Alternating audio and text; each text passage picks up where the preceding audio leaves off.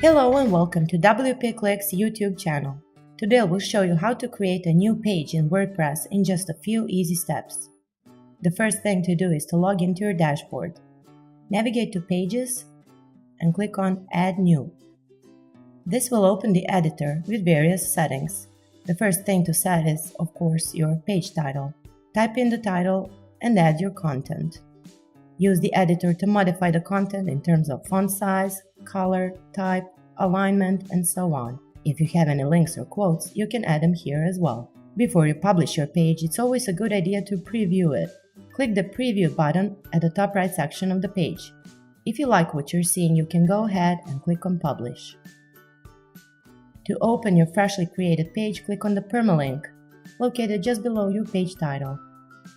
Remember that you can always go back and modify your page in backend with additional content and different settings. We hope you found this tutorial helpful. For more information on this topic, check out the description and make sure to subscribe to our YouTube channel.